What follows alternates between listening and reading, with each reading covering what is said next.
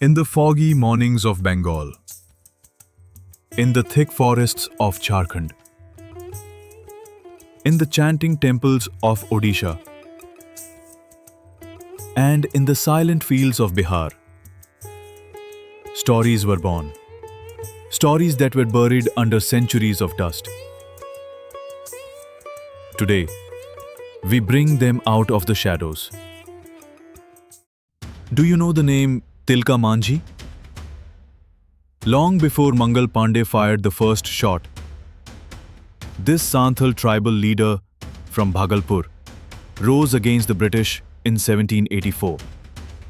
When colonial officers looted his people's lands, Tilka picked up his bow and arrow, shot the British commissioner Augustus Cleveland.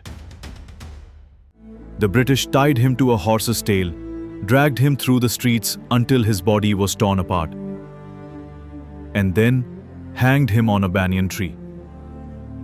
But his blood watered the tree of rebellion.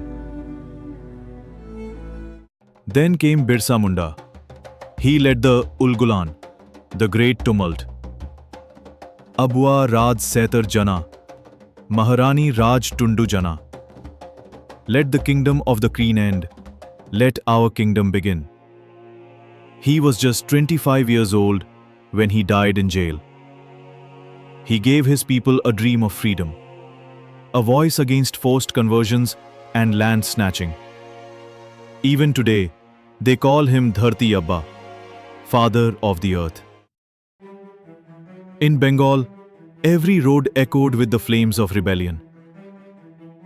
Master Da Surya Sen, a school teacher, who taught the British their toughest lesson.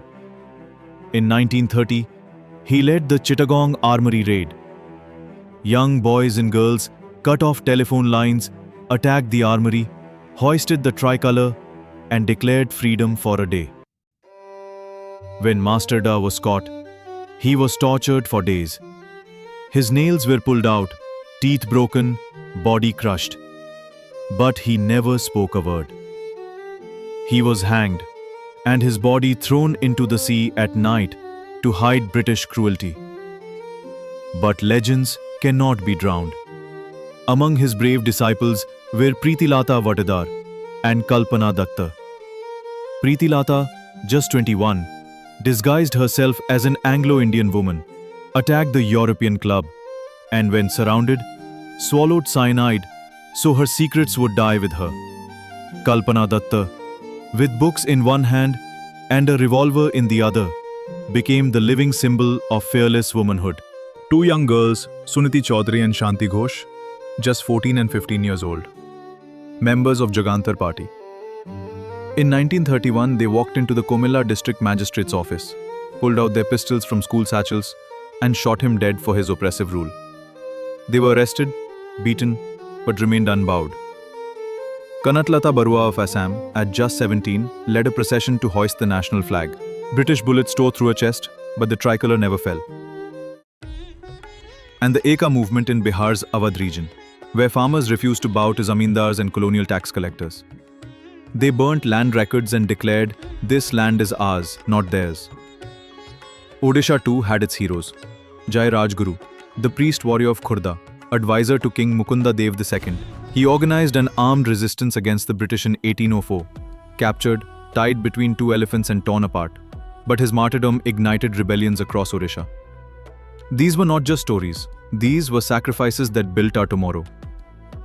Stories of tribals who fought with bows and arrows, women who hid pistols in their school bags, teachers who became revolutionaries, farmers who refused to kneel. These were not politicians seeking fame. They were warriors seeking freedom. Let us not forget their names. Let their stories be known to every generation.